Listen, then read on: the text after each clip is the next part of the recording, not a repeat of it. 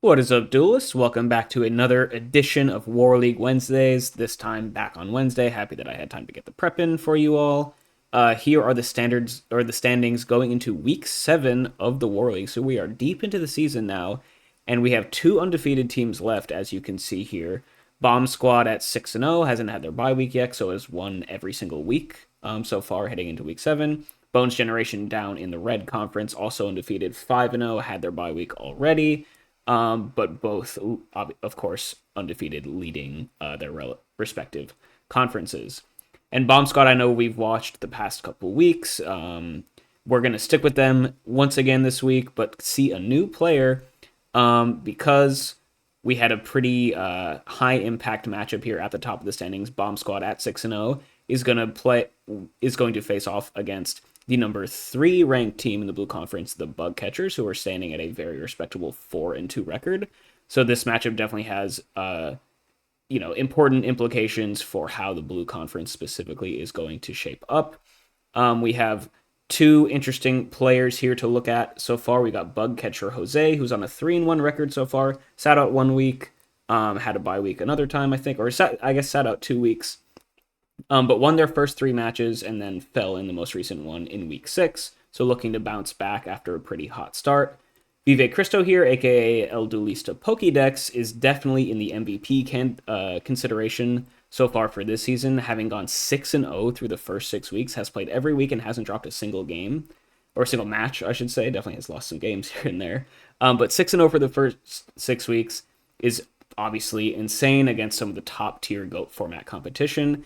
And especially the way that they've done it so far has been playing a bunch of different decks and a bunch of different matchups. I would not be surprised if El Duelista was the player who has played the most individual matchups so far.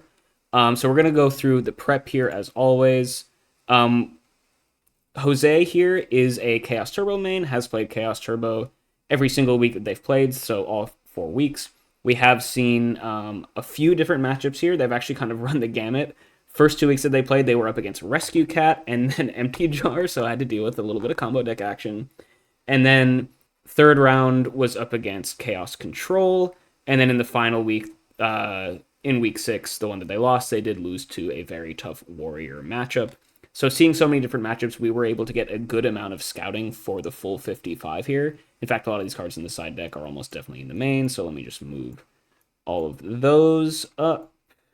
Probably Mirror Force, probably second Raigeki Break, and then maybe Ring. I guess seems like they're probably tweaking some stuff here, so perhaps like maybe the Minecon drops to the side depending on the matchup.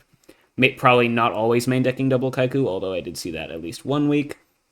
I do want to point out that they played Chaos Turbo 4 weeks here in World League so far and hasn't had a single Turbo Mirror yet, which is pretty rare. I feel like most players in the league definitely, or at least the plurality of players are definitely Turbo players, if not just Turbo mains like Jose is, of course.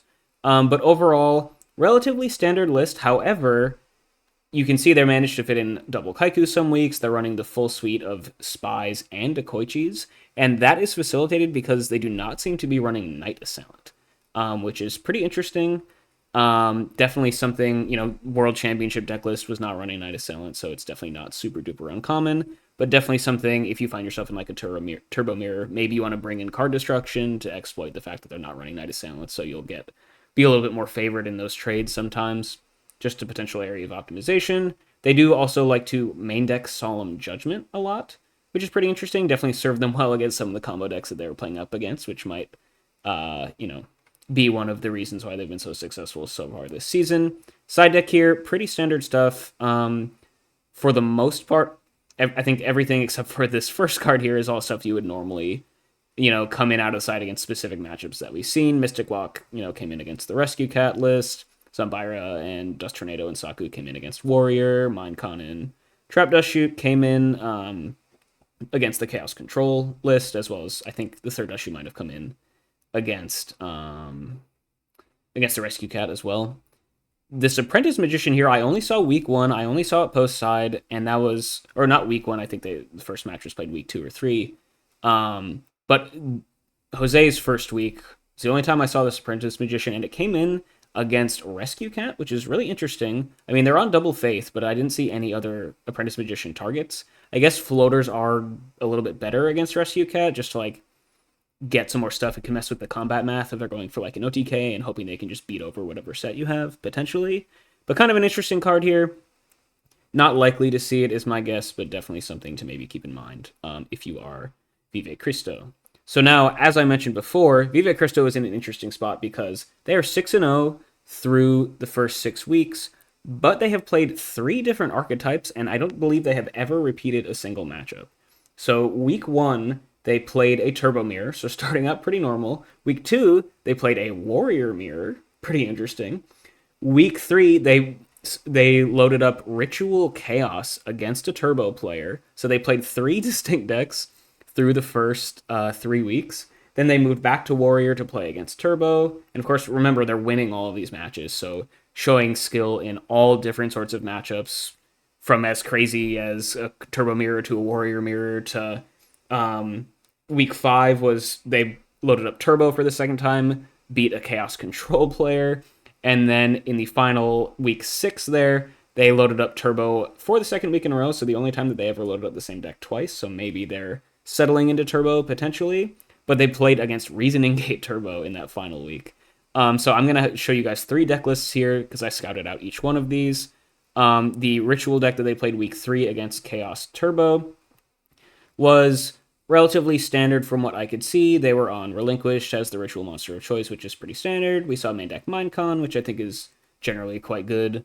Ritual decks often will not play flips in the main deck, but they were on at least 1 Faith and 2 Spies in the main, which is definitely fine and helps facilitate that main deck Minecon, so that definitely makes sense to me. Let me move up some of these other cards that are almost definitely in the main deck as well. Like I said, they did play against Turbo, so we did see 2 Dust Shoots post-side. Not sure if those were in the main, but definitely possible. They also seem to be on Raigeki Break instead of Wind Blast. I actually really like that, personally. People always say that Wind Blast is better when you're kind of a more aggressive deck, because you can take advantage of kind of the tempo advantages that it gives you. And so Ritual Chaos being more of an aggressive take on the Chaos strategy, you would think Phoenix Wing Wind Blast would make a little bit more sense there. However, you have to think, what's one of the main weaknesses of the deck? It's when players have monsters that can easily just beat over your Ritual cards, your Manjus and your Senjus, to then basically negate the advantage of them floating, and then you're just left with like some crappy Ritual card in hand. So one of the worst matchups for this deck, I feel like, is like Warriors, when they're just like slamming Blade Knights and Kaikus and stuff, and you don't actually want to be Wind Blasting Kaiku and then they just summon it next turn and threaten to beat over your Manju again, right? You would much rather just permanently deal with the threats. So even at face value, you would think that this deck is more of a Wind Blast deck. I actually prefer the Raigeki Break just to permanently deal with the cards that match up most unfavorably against it. Now, once again, want to point out Vive Cristo, El Duelista Pokedex, whatever you want to call them. Only played this 1 week out of the 6, but definitely something that is in their arsenal. And we did see them bring it against Chaos Turbo, and we do know Jose is a Chaos Turbo main, so definitely could see this here in week 7. We also saw, of course, the deck that they played the most was Chaos Turbo. Played it 3 out of the 6 weeks into a variety of matchups. So let me move up cards that are almost definitely in the main here. Yeah, I think this looks a lot better. So here they are on the Night Assailant flavor of Chaos Turbo, which is pretty standard. So if they are running like Card Destruction, definitely would want to see that potentially post-side against Jose if they're bringing their non-Night Assailant version, of course. Main deck MST is kind of one of those flex spots, but not that weird to see. They're on Raigeki Breaks instead of Wind Blast. They're on main deck Trap Dust Shoots. All pretty standard stuff here. Side deck is also pretty normal. We did see the Asura Priest come in against Chaos Control. They're also running Kaiku in the side. I do want to point out that they do seem to be, at least one of the weeks, running Scapegoat out of the side. That came in against the Reasoning Gate Turbo list that they played in week 6. Definitely a good card against RGT, just to give you like an extra wall there. Along with the Threatening Roar, that's what that came in against as well. The one interesting side deck decision I saw besides that was week 1 when they had their Turbo Mirror, they actually brought in Zambira out of the side, I guess to just beat over Spies, potentially. I am personally not a huge fan of that. That was the only turbo mirror they played. So if we do end up in a turbo mirror, which I think is very likely with these two players, of course, with one player clearly playing the deck a lot and the other one just being a one trick pretty much, Jose might want to consider siding against Zambira, because we did see, El Duelista bring that in the turbo mirror, interestingly. But besides that, relatively standard turbo stuff here. Nothing really to write home about, I don't think. And then lastly, but certainly not least, they did run out Warrior 2 weeks out of the 6. Now, Warrior games end very quickly, so I didn't actually was not able to, despite them playing several games, I was not able to really scout the deck too well. Most of this is all pretty straightforward. Once again, definitely some of these cards that are gonna be in the main deck pretty much all the time. The one interesting call out I think in the main deck is going to be that main deck Spirit Reaper. So it looks like, I mean, we did see them play in a Warrior matchup, in a Warrior Mirror in week 2. So maybe anticipating that a little bit and playing kind of a little bit of an anti-aggro card in the main deck potentially. All the stuff in the side deck or that I saw post side definitely all makes sense. Zambira, these two could obviously definitely be in the main potentially. Kinetic came in the Warrior Mirror as expected. We did see 7 Tools of the Bandit come in the Warrior Mirror as well, which is pretty cool. It's definitely a tech that's seen a little bit more play recently, but is very solid. If you get into like some Solemn Wars, it's basically like another Solemn, right? Which is a common sort of line of play in the Warrior Mirror.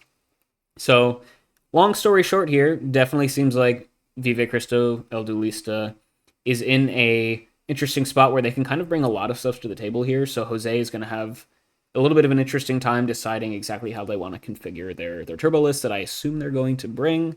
Definitely Jose could bring something unique, but playing turbo every week through the first 4 weeks definitely makes me think they're just going to load up turbo here in week 7 against El Duelista. So we're going to hop in. We're going to be watching this from Jose's point of view. So expecting to see this a little bit of turbo versus something action. Could be Warrior, could be turbo, could be Ritual Chaos. All stuff that we have seen Vive Cristo play against turbo so far. So definitely could be any sort of thing here.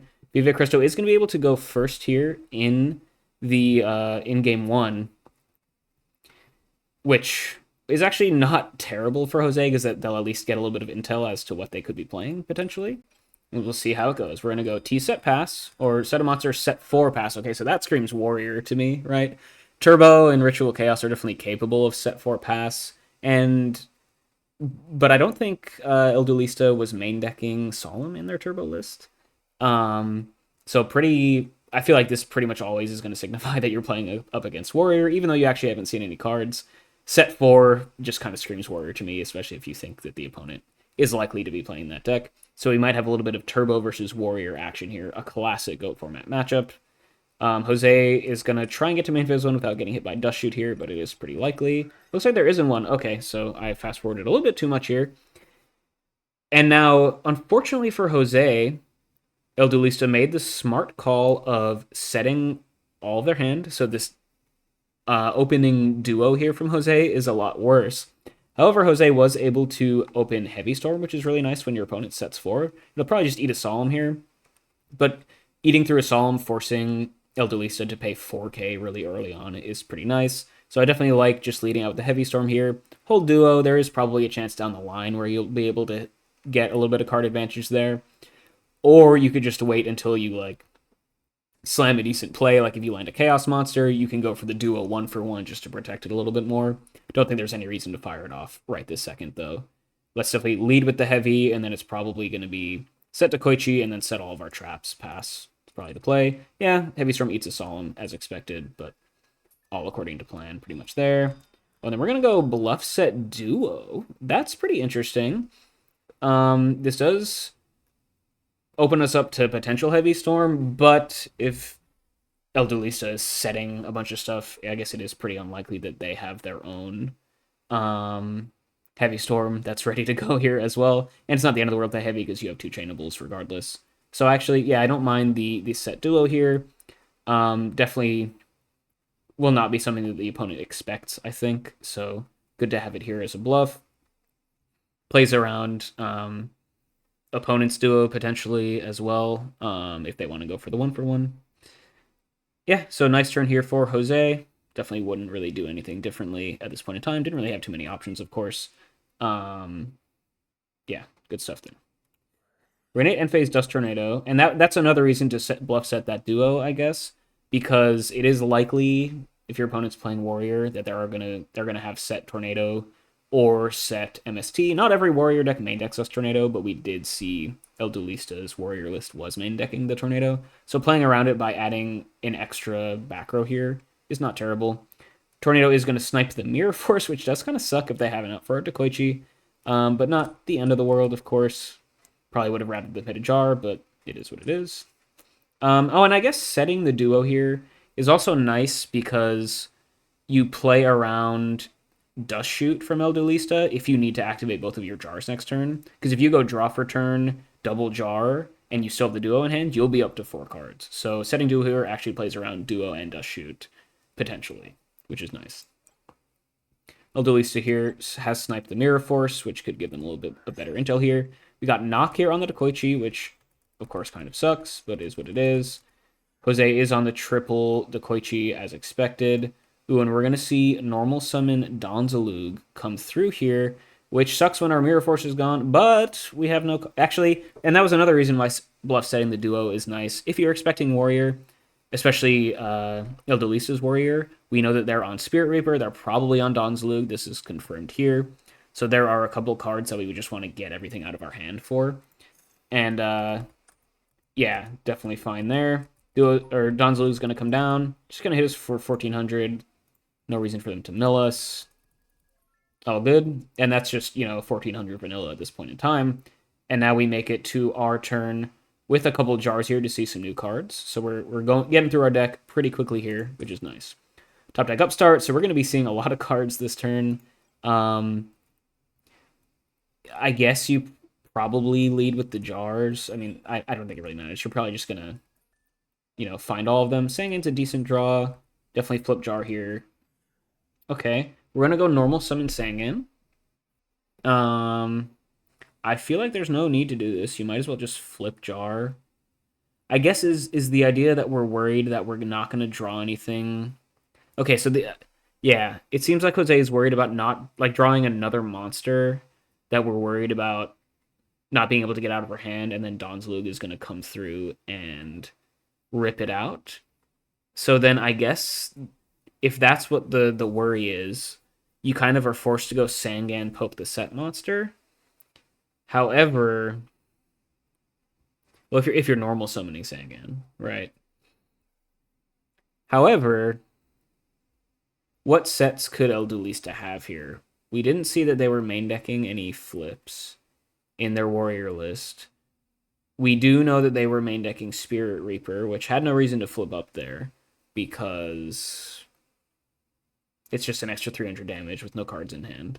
I guess it could be like a random Serpent, but there's no reason for them to play, they didn't play around Torrential, so there's no reason to not flip up the set monster, and there's no Mirror Force to worry about. So if it was any actual threat, it was going to flip up there. So I feel like this set monster pretty much has to be maybe a random main decked Magician of Faith, but it's pretty likely just going to be Spirit Reaper. But I guess if you go for this play, you're just going to try and poke and flip it face up, maybe. If anything, you kind of don't want to flip it face up, because you would like to have a target for your knocks that you draw in your main deck against Warrior in game 1, maybe. I guess, what is set Sangan so bad here? I feel like I would just rather set the Sangan, save us some life, and then even if they do flip Reaper and go Donzalug, kill the Sangan, Reaper attack, we can just grab Serpent with the Sangan and nullify the Reaper effect here. We're definitely playing very safely around Donzalug at this point in time. Which I don't honestly hate too much, but I feel like I would rather just set the Sangan here. I guess there is worry that if you set Sangan, it's going to be flip Faith, activate Knock, but what are the odds that they set a monster turn 1, or set a Faith with no spells engraved turn 1? You know what I mean? And then in that case, they probably just flip it anyway to re-grab the knock last turn. So I feel like it's almost guaranteed that this is just Spirit Reaper, and in which case you'd rather just have the Sangan be set here, is my thought. I think it's close, but I think that's a little bit better. El Duelista, it's going to draw for turn. Heavy Storm is going to come out. We can nicely chain Double Jar, but unfortunately now we just get 2 cards in hand for Donzalug to potentially rip out. You have to chain him though. No way you're not. El Duelista's thinking here. We're going to Solemn the Jar of Greed. Oh, that's actually really interesting. That basically chain blocks the other jar. So I guess because of the threat of Solemn, that's actually a really nice play out of El Duelista that I didn't think about. But I guess there really isn't any reason to not chain your other jar immediately to your first jar, just in case they have the Solemn. And now we just get completely blown out by this Heavy Storm, right? Yeah, that's a really nice play out of El Duelista. Now we just got a Sangan to our name. You're forced to grab Sinister with the Sangan, because otherwise you just lose it. And yeah, we're very far behind now. That's pretty crazy. Yeah, and Reaper gets in, forcing the Sangan out of hand. They set a monster, and we're just in a really, really bad spot. We draw Raigeki Break for turn, which I guess is fine. It pairs nicely with the Sinister. I guess, once again, what could this set monster be? We don't even care if it's Faith at this point, so I don't think there's any need to Raigeki Break it, right? We probably can just set Raigeki Break and choose to Sinister their biggest monster. Next turn on the attack is probably the play. Yep. El Duelista draws for turn. Gonna get in for 14. I think you just Raigeki Break this. Might as well. Okay, we're gonna take it and rip out the Serpent. That's interesting. And then they choose to not attack with the Reaper. That's fine, I guess. We can afford to take a couple hits here. But I feel like it's probably worth just killing it. Just to save the LP, maybe. It's a tough spot. Draw Magician of Faith. Can get back the Serpent. Faith is actually not a terrible draw here. We're just going to regrab the Serpent, set the Faith pass, of course. Nothing else to do. They're going to go put someone Exiled. Exiled, pop the Faith is annoying, but we do get Chaos Online at least, so we have some good top decks available to us. I guess if we're not going to Donzalug the last turn, we might as well just hold Raigeki Break again. I guess we're kind of committed to that line at this point, and just hold the Raigeki Break until a bigger threat comes through. That seems fine. Yeah, and then they go set another monster. Once again, I don't really think it's ever going to be a real flip here, so I'm not going to freak out. Raigeki Break it. Spy is a really nice draw, actually, especially with Exiled already gone. They can't Exiled our set anymore, and we have Raigeki Break to pop any card that they might use to, like, if they try to go premature on the Exile, or if they just go like normal summon Mystic Swordsman, we'll have Raigeki Break for that. So yeah, I guess holding RB here for a few turns is going to pay off, because I guess when you're staring down this board and your opponent's whittling you away, what are your outs here? Chaos is nice. It's basically Chaos or Spy, or like maybe like a Breaker sometimes. Tribe is nice as well. But Spy, assuming I think Jose is running the triple Spy, that's going to be the most likely card that you see here. So you actually want to say the Raigeki Break to protect it, I think, if you can afford to. And you can take a couple Donzalug hits. You don't lose any card advantage thanks to Sinister. And now you can protect your Spy and try and draw your way back in this game. So yeah, I like this held Raigeki Break for a while here. Now you can set Spy pass. It would suck if they have knock, but it is what it is. DD Warrior Lady is totally fine. That is not an answer to Gravekeeper Spy. Tribe is, though. Okay, so if they choose to attack in, or if they ever at any point want to end battle phase, we're going to have to be forced to Raigeki Break this Tribe. But that's actually totally fine. They're going to go attack. They take 500, summon out the other Spy. End battle phase, you have to Raigeki Break the Tribe. And now we're actually in a decent spot here. Anytime you can resolve Spy against Warrior, you're feeling really good. And now you're just going to have a few turns to kind of draw your way back into this game. Solemn Judgment is interesting. Just set it pass. Um, yeah, no need to set the Serpent and then potentially have it banished with the DD Warrior Lady. I don't think that's worth it. We have extra Raigeki breaks. We got Tribe. We have a lot of things we can do with the Sinister later on. They go Jar, sure. And now we're walling up here. This is really nice. We draw another Magician of Faith. Definitely just gonna set that here. Could do some good stuff with that. Sounds good.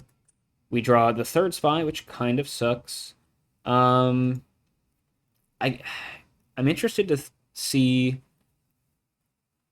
Okay, what are the faith targets?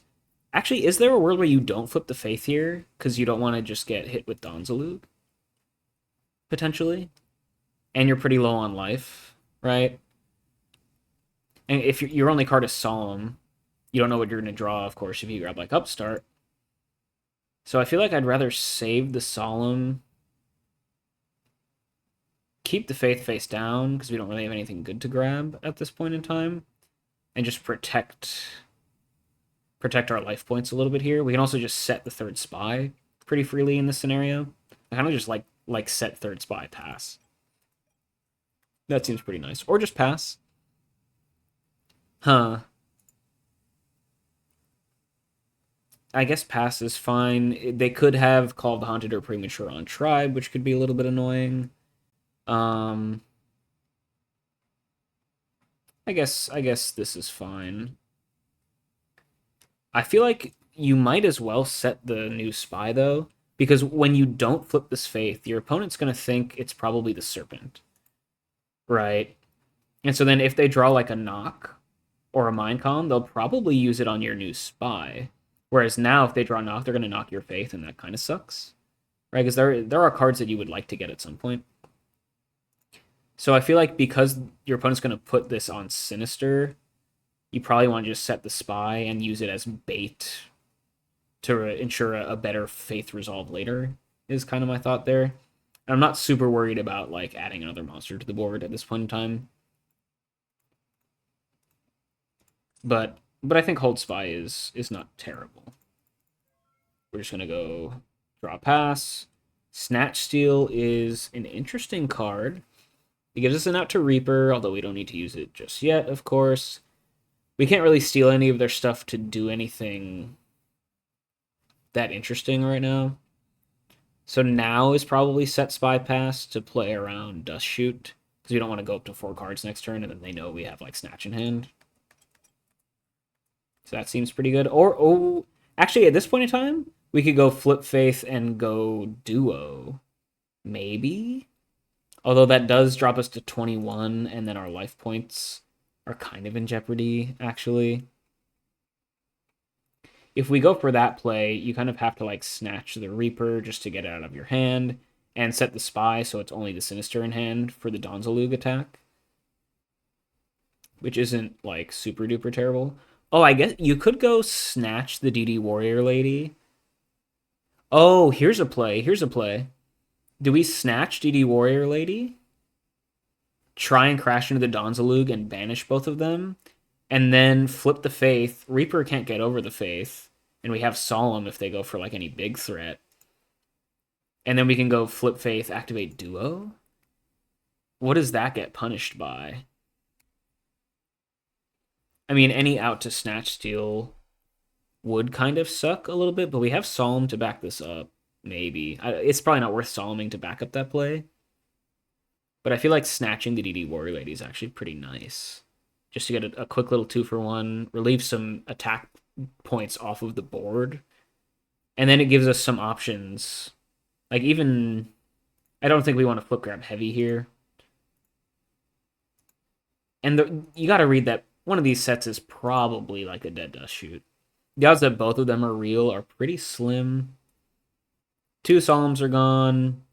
A single Dust is gone. They still have like main deck Mirror Force and stuff that we don't care about. Torrential that we don't care about. So I kind of like going for that Snatch play. Trying to go for a 2-for-1. Set up for a big Faith Resolution. And then we have Solemn to protect ourselves later on. And they've already used 2 of their Solemn, so it's a little bit less likely that one of their back row is Solemn. So we probably have final say on whatever they attack us with, or on whatever they go for next turn. So yeah, I kind of like that play. And okay, we're gonna snatch the Reaper just to deal with it. Is there a line where you go snatch Reaper, they both die, and then you flip Faith and go for the snatch play again? Oh, I mean, I guess if you go snatch DD Warrior Lady and then try to kill the Donzalug, that does make Saku or Mirror Force live, which could be annoying. But if you want to do that, you could be cute, and if they have Mirror Force, you could flip the Faith in main phase 1 to go for the duo, and then if they Mirror Force, they'll kill your own Faith, so you don't have the monster stuck in attack position. That's actually kind of nice. If it's Saku, they'll just Saku the DD Warrior Lady, but then you still get a 2-for-1 off the Snatch Steal. So that is kind of cute. Is there... Or is the play just do this, flip Faith, regrab Snatch, and clear the board? Using Snatch just to kill the Reaper, I feel like doesn't do enough when you can pretty easily threaten a 2-for-1 here. You know what I mean? Like, even if they have a Dust Tornado and they pop your Snatch Steal on the DD Warrior Lady, that's, like, fine. You can still, once again, you can still just go for it again, right? And you're getting value either way. And I'm just really not worried at all about the Spirit Reaper here. I feel like we can get more value with this Snatch Shield by doing something else with it. This is one of those interesting spots, though. There's lots of options. I would love to hear what people would think to do in the situation. But I like doing more with the Snatch Shield here. If the plan is to go flip Faith and Snatch and go for the same play, I can definitely see that. If you're too worried about losing the life off of Duo, that's definitely real. Yeah. I just feel like with Solemn around, I'm pretty happy with Duo. I mean, I guess Duo makes Ring a little bit scarier. I'm really interested to see what they do. We're gonna go flip the Faith. El Duelista allows this. Okay, so we are gonna go for the Snatch Shield and then go for the same exact play here. Okay, so I do like this out of Jose. Might as well get a lot of value off of the Snatch. Dust Tornado is gonna come through though. I think that's fine. Now, do you Solemn this Snatch or Solemn this Dust Tornado? I do not think so.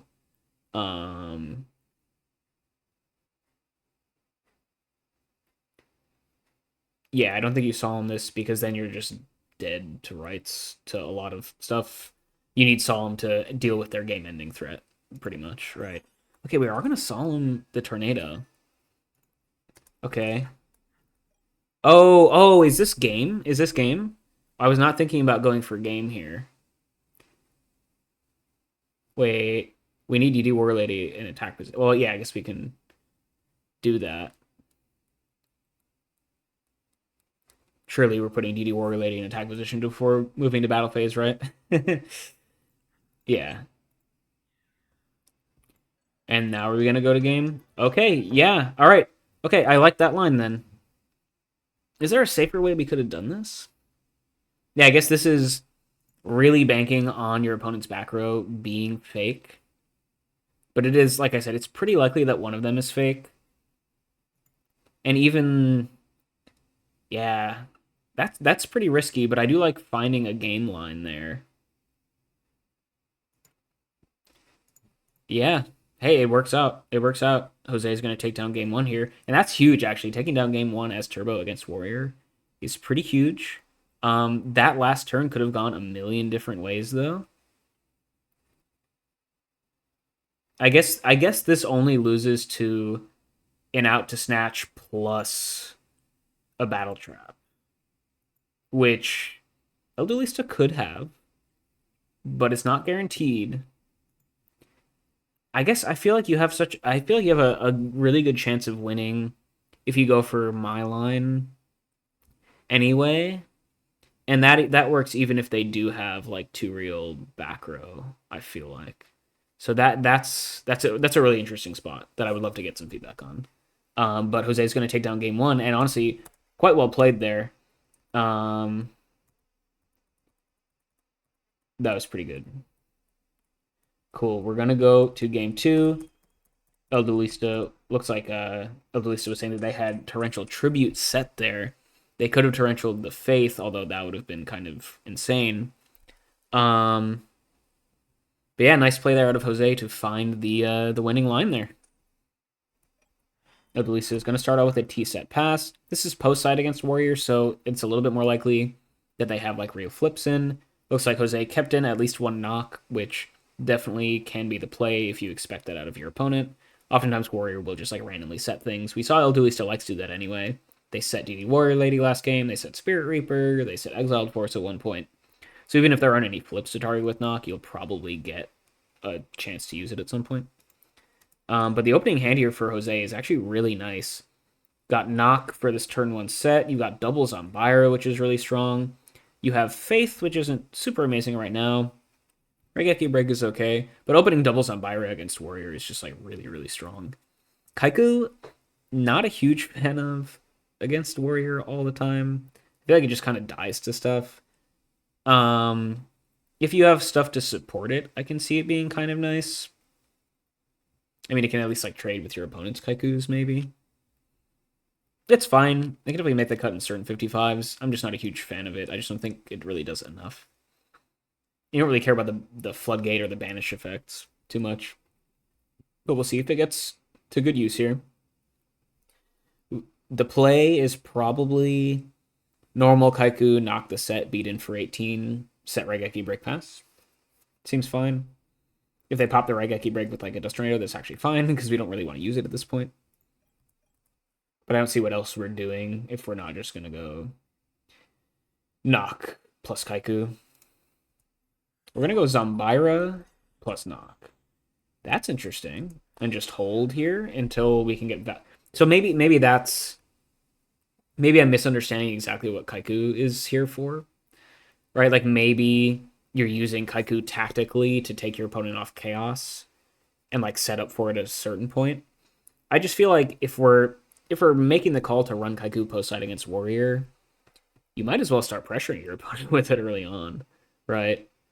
I mean, I guess you're very much not the beatdown in this matchup, so I can understand not just running. I guess my point is, if you're not comfortable just running Kaiku out here turn 1 when you have knock to clear the way for it, which rightfully you shouldn't, then like why are you playing Kaiku at all? Like this is almost best case scenario for Kaiku, is when you can slam it, clear the way with knock, and start beating in. And if that's not good enough to play Kaiku, it's like, are you really getting a lot of value out of it? You know what I mean? Kind of my thought there. I do think this play is pretty strong. Just using your knock is solid. At any point, if you can just use knock against Warrior, you're pretty happy. And then Zambira here to wall stuff out. Even if El Duelista has smashing ground, you have another one to back up. So I like that play. And just pass, of course, there. El Duelista going to go exile the Zambira and set a back row. Sure. We draw Magician of Faith for turn here, which kind of sucks. But it is actually decent Raigeki break fodder to get a Light Engrave at this point in time, so I actually don't hate it. Would have obviously rather been a lot of other things. Now, do you go for the Kaiku play? Now that there's actually something to banish, and a decent, like, Call the Haunted Premature target to banish as well. I feel like now that you're through one Zambira, you do want to get... You do want to kind of make sure you get more value out of this second one. Like, you don't want your Zambiras to just trade 1-for-1, because that's kind of not great, right? Like, ideally against Warrior, you're summoning Zambira and beating over something, and then it sticks around at 1900 attack to, like, serve as a wall later on.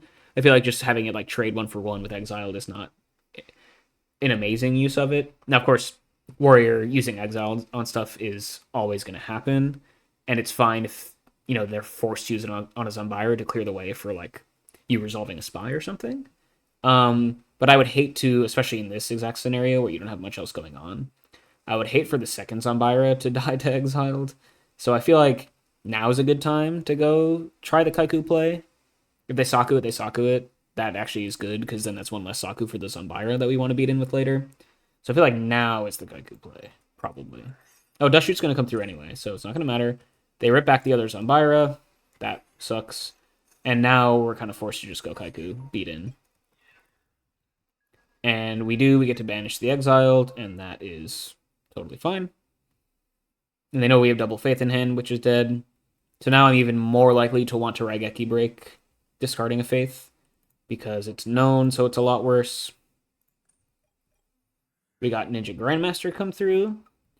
Interesting spot. Do we RB the Ninja Grandmaster? I feel like there is a world where you RB the Ninja Grandmaster here. El Duelista isn't setting a bunch of stuff, so they probably don't have a lot of like battle traps and things like that. Right. Like I feel like their hand is probably pretty monster heavy. And so we can get another solid hit in with this Kaiku if we just RB the Ninja Grandmaster here. And let's be honest, we have nothing else going for us if this Kaiku dies. So I feel like we're kind of committed. And that, once again, one of the things why, like, I feel like just by playing Kaiku, we're committed to protecting it in this scenario because that's the only play we have right now. So I like RBing the Ninja Grandmaster. We're gonna let it die though. This does it gets a light engrave for our opponent, and I guess we can just kind of play it slow from here on out. But yeah, I just feel like Kaiku doesn't do enough. Right. Heavy Storm is not a great draw. I guess it's just set Faith Pass. They mind con it, they mind con it. Who cares? Yep. Rhoda is fine. Rhoda for Blade Knight. Sure. Now you kind of have to RB the Blade Knight, right? You can even RB discard Heavy and then flip up the Faith to grab Heavy next turn and pop some back row maybe. Oh, we're just going to let it die and regrab the... No, or no, we're just going to let it die. Oh, man. We're holding our... So, Jose and I clearly disagree on... And I was wrong last time. I did like how long they held RB there, waiting for a better opportunity. So maybe that's the play as Turbo against Warrior. Maybe you should be trying to get good value out of your RBs. But I feel like we're just like slowly bleeding away here. And we had a couple opportunities to remove threats from our opponent. And once again, they're not setting a lot of back row. So I feel like there's good, like... I feel like there was good tempo. And especially now, we know their hand doesn't have a lot of back row in it. Right, because they would probably... Actually, maybe it doesn't matter in that scenario. Because there's not a lot of value in bumping the Blade Knight up to 2k. But it's definitely a little bit more likely that they would set their stuff just in case we have like another Kaiku or something lying around. Or like Breaker, right? So I feel like we know that El Duelista's hand is probably pretty monster heavy. In which case, there's just a lot of value out of having that Kaiku stick around, I feel like. I don't know. We draw Jar, which is fine. Just going to set Jar Pass. Sure. No need to run out the Faith again. We'll take 16. Sure. Maybe playing this slow is just the move. We draw Spy for turn. That could be second Dust Shoot. That is possible. I don't care about the set monster really at all. It's probably set Spy, activate Jar, go from there. Seems like a good play. Yeah, play around Dust Shoot just in case. Tribe is a good draw. We definitely don't want that to get Dust Shooted away next turn. So we probably bluff set the Heavy just to get a card out of our hand. Unless we are committing to Raigeki breaking something in our end phase to play around Dust Shoot. But I don't like Raigeki breaking something here because we have no discard fodder, and we actually want discard fodder for our tribe. So I think we're just going to bluff set the Heavy Storm at this point in time. That seems like the play. We're just going to pass and say, okay, if they have Dust Shoot, they have Dust Shoot. I kind of like protecting the tribe here. Yeah, I'm not worried about Heavy getting killed, really, too much. Because it's clear our opponent doesn't have a lot of back row. So I don't mind the bluff set there. They have Knock on the Spy, which sucks. Banish all of our copies. They go get in for 2k, and now they set some back row. Okay. And now, okay, so now are we committed to our Raigeki breaking something? Once again, I don't care about their sets too much. We don't want to Raigeki break the new set. Okay, so this not flipping is interesting. What's not going to flip there? Spirit Reaper probably flips. Right. There's a good chance if we had Mirror Force or Saku, we probably would have used it. Well, Saku doesn't matter, but there's a good chance if we had Mirror Force, we would have used it at a certain point. So it's not Spirit Reaper. This is new, so it could be a lot of stuff. If it's not Spirit Reaper, it kind of has to be like a new flip, right? Now, Faith, we don't really care about too much because there are. I mean, Faith grabbing Knock could be annoying later on. I feel like we probably just want to RB one of the monsters. Maybe we just RB the Blade Knight here in the end phase. And then go for heavy. Or do we just say screw it and let them dust shoot us, potentially? Maybe that's fine. Because we know that they would need to have top deck dust shoot for this to matter. So maybe we're fine just getting dust shooted at this point in time. And then go from there. Yeah. Yeah, I think that's probably correct. We're keeping in both knocks against Warrior. That's still interesting. We are going to get value out of it, though. And we just deduced that this set has to probably be a flip, so you're probably just going to knock that. They have no dust shoot, which is nice. I think we're just going to knock the old set. We knocked the new set, which is interesting. Hitting DD War Lady, that's fine. Do we want to set Faith here? Probably. Oh, but what are we grabbing? Yeah, that's the weird thing about this hand is like if we weren't gonna go for like the RB something into heavy storm play, if we weren't gonna RB the Blade Knight, play the heavy storm, like what are we gonna do with this Faith? We don't really want to regrab Knock. So having the heavy in the grave to regrab would have been kind of nice. And dealing with the RB would have been kind of, or dealing with the Blade Knight at a certain point would have been nice. Like, I don't like just summoning Tribe into this board. That doesn't seem to do a whole lot. So I feel like we're kind of stuck here because we're holding onto this RB super duper long. And Warrior is one of those matchups where you want to have as many live cards as possible. So if you're not willing to just like use RB and go minus off of it, it's kind of not great, right? And we're under a lot of pressure. So I feel like our being the Blade Knight at some point would have been kind of good. And now at this point, like, I don't even know, like, what you do. Like, do you just set Faith and grab Knock if they kill it? Do we care? Are we forced to just Tribe? That seems dumb. Do nothing seems kind of bad, also. Maybe, I guess we just pass here and then try and RB the Blade Knight when it attacks to save us some life. I guess. Okay, we are going to set the Faith, but, like, who cares? Right? This just doesn't do anything, I feel like. They go flip summon Faith, and now they can grab Knock, which sucks. Yeah. They knock our Faith. We're on triple Faith here. Interesting. Okay. Triple Faith post-side against Warrior, by the way. Interesting. We're going to Dust Tornado. Okay, so now we have to Raigeki break the Blade Knight, right? Just to take the attack off the board. And I guess we're kind of forced to discard Heavy Storm. And yeah, we should have just done that at an earlier point, I feel like. Now they have Kaiku, and yeah, we're just in a really, really bad spot. Sure, they get in for a bunch of damage. We draw Pot of Greed, though, which might just save us. Okay, this resolves Pot. They Psalm the Pot, and now do we just lose?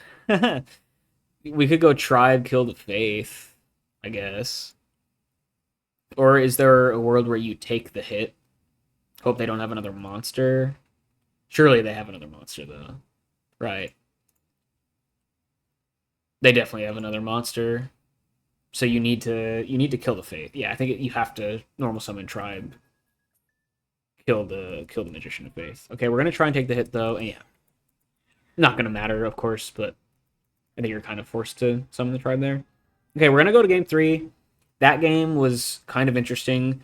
Jose did not have a very good hand, but part of that is because you're playing stuff like Kaiku post-side against Warrior, which is generally isn't great, so oftentimes you're going to have these hands that just kind of do nothing. And I feel like using the Raigeki break at an earlier point probably would have been better, just to save some life points, keep some board presence, not wait until you're like very much forced to use it on El Duelista's terms. You know what I mean? That's one thing. I feel like as Turbo against Warrior, it's really easy for Warrior to just kind of dictate the match and always be the one like limiting your options and forcing you to make awkward choices.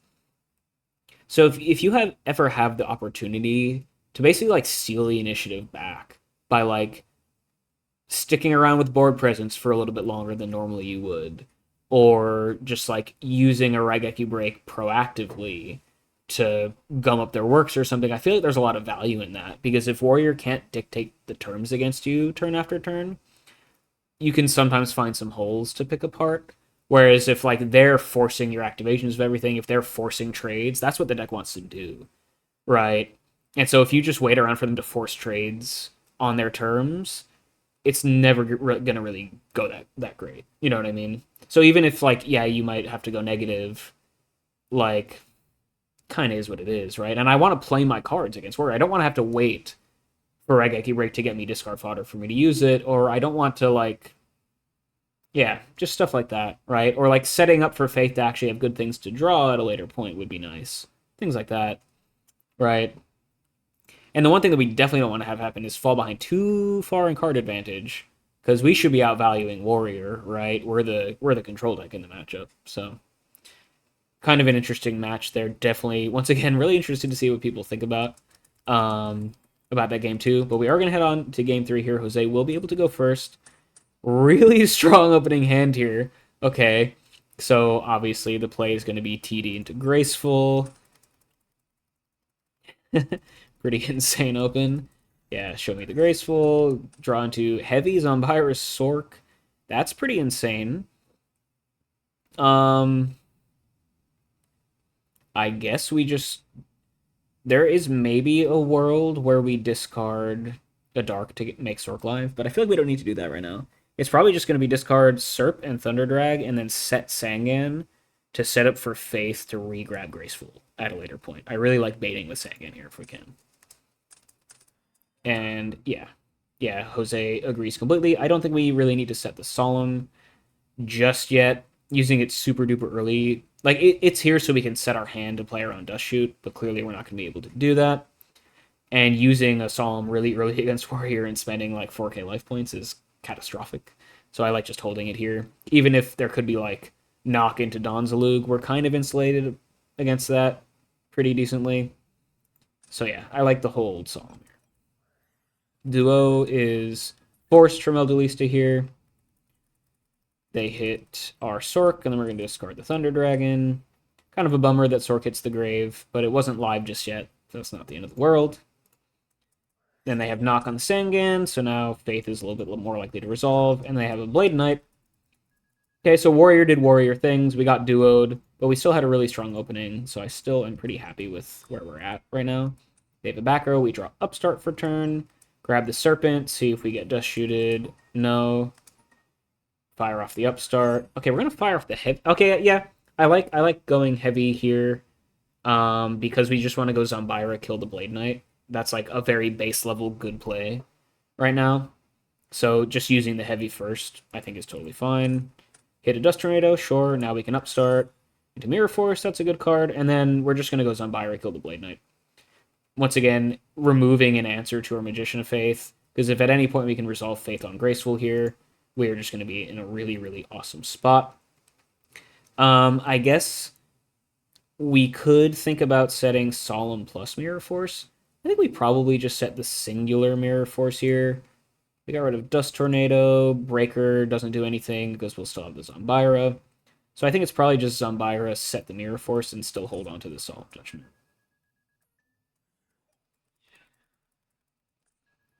Yeah, and I'm pretty happy with where we're at right now. Okay, we're going to set the Solemn too. I think that's also fine. I wouldn't really be happy about having to Solemn a Heavy Storm right now. Because, like, I wouldn't want to... Like, Solemning and keeping the Mirror Force around feels kind of bad. when we have a Zambira that should be protecting us from attacks anyway. So like I don't value the Mirror Force enough to have to Solemn, which is why I wouldn't set the Solemn here. But I think it's totally fine. And the odds that they have Mirror Force is obviously, or the odds that they have Heavy Storm is also obviously pretty low at this point. So we're unlikely to be punished for this. They're just going to draw pass, short. We draw upstart, just fire that off, reevaluate, draw into Raigeki break, and now Solemn gets better every time we draw another back row, right? So now we're just going to go set Faith, set Raigeki break, keep the Serpent in hand, and things are looking really nice here. They're going to go Blade Knight, attack. We're going to Mirror Force that. Really nice. They go set a back row. Is there a world where we Raigeki break this back row? Honestly, I kind of like just keep the pressure up and like guarantee that our graceful resolves. Because if they Solemn our graceful, we don't really have anything to do, right? Or if they Solemn the Faith summon, we don't really have anything to do. So I kind of just like RBing this and forcing the graceful on Charity playthrough, especially because we have the Serpent in hand. This is fine too. Draw another. I guess we draw another Faith, so it's probably fine. We're gonna. And once again, Jose and I disagreeing about when to use Raigeki break. But I think this is actually a good opportunity to have used it just to force this playthrough. Either way, though, we're going to go graceful. We draw in 2 million cards. We're going to discard Serp and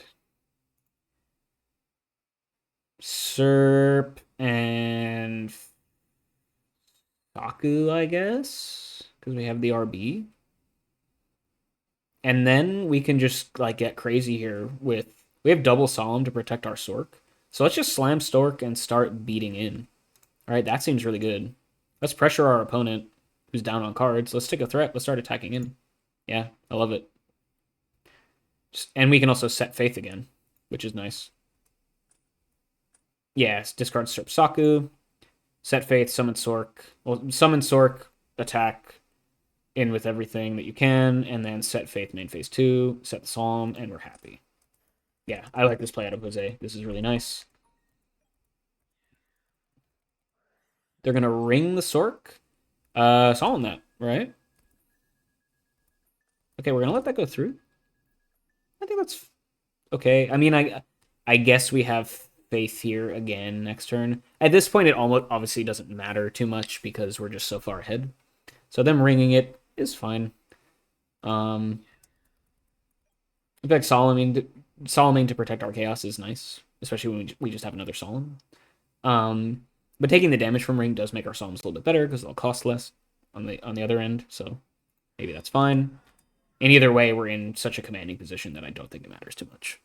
I just kind of like keeping a threat on board here. Because the one way we lose this game is if like we don't draw a clock and we just like ping them for 600 every turn or whatever, and they draw back long enough.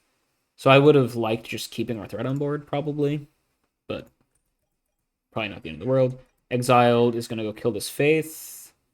And this is this is kind of annoying at this point, right? It's like, okay, both of our Faiths die. What do we do? Like, do we have to Solemn Exiled here to keep our Faith alive? I don't really want to have to do that, right? And that's the thing, right? Like, if we Solemned the ring, Sork would still be around, so Exiled wouldn't deal with literally all of our threats on its own at this point. And we're in an annoying part of the game where like we don't have discard fodder for our Raigeki break just yet. So I feel like just keeping the Sork around to apply a lot of pressure would have made El Duelista's turn super awkward. Like, because I mean, what's like the scariest thing a turbo deck could ever do, right? It's have a chaos monster and a set with like good stuff engraved, because it's really hard for decks to answer both a chaos monster and a potential magician of faith in the same turn, right? And so if we could set that up by keeping our Sork around, I feel like there's just no way we lose. You know what I mean? Yeah, now we're kind of forced to Solemn Exiled Force, which I mean, once again, I guess is fine, but just seems kind of awkward, right? We draw Spy for turn, that's nice. Grab back the Serpent, flip Faith, grab Graceful again. Yeah, and we've resolved triple Graceful Charity with a Serpent every time, so there's no way we lose this game, right? We see that lovely, lovely Kaiku there, which is actually kind of nice here because it is a good threat. So it's probably discard. Well, yeah, we don't have game right now, so probably just discard Serp Spy. Or is it discard Serp Ring? Because Ring is spooky. Probably discard Serp Ring. Yeah. Oh, Serp Spy I think is fine too. And we can go normal Kaiku. Oh, Raigeki break the back row, sure. And then Kaiku, yeah. I guess that's fine. Yeah, I guess we want to save the Solemn for something that might kill us. That's fine. Yeah, just get in a bunch of damage. At this point, it really doesn't matter. We'll play it out, though. Nice big threat. We can take them off Light's Engrave, which is nice. Oh, yeah, I guess Exiled is a better premature target, so probably banishing that is fine. Our opponent's nowhere near Chaos anyway, and we have Solemn in case they have it, so not the end of the world. And then we just... Yeah, I guess you just set Ring. Might as well. Tribe is insane, but we can just Solemn the Tribe, right? Yeah, we just want to Solemn the Tribe, for sure. Yep. And then do we win? Knock is funny. Just I mean at this point, well, Kaiku is just a 2-turn clock. The Faiths don't speed up the clock at all. So we want to send the Faiths to defense to protect our life points and just attack in with the Kaiku and go from there. Yep. There we go. And then you could bluff set the knock. I don't think you really need to. But it's fine. They go graceful, sure. Discard a bunch of stuff. They find a Kaiku. And they go in Crash Kaikus, which we have to let happen. No way we ring for tie here. We draw Spy for turn. So is it... If we normal Spy and attack, they drop to 500. We don't have ring for game just yet. So annoyingly, do we set Spy here? What could that have? We've already seen one knock. I don't care about Mindcon. That doesn't do anything, really. Well, I guess Mindcon's annoying. I guess if we normal... We don't really lose to too much if we go normal Spy, because like they don't have a lot of stuff that can kill us right there. Like even Blade Knight isn't enough to outright kill us, and we always have Ring for tie if we really, really need it.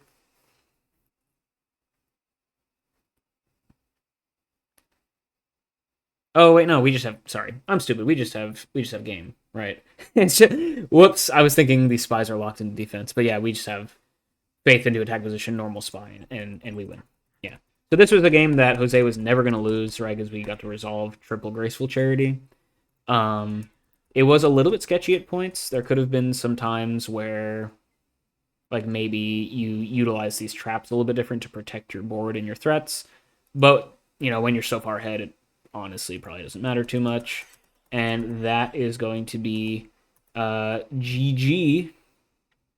2-1. Jose is going to take it down against El Duelista Pokedex. So this is El Duelista's first loss of the season. Their undefeated streak is over. They're still at an amazing 6-1 record, so you can't be too unhappy about that. Still definitely in the MVP conversation so far this deep into the season.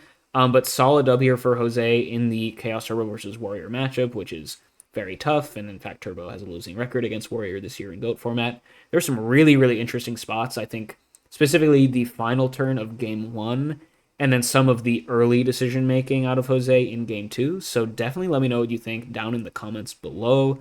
But hope you guys enjoyed this edition of War League Wednesday, and I will catch you all next time.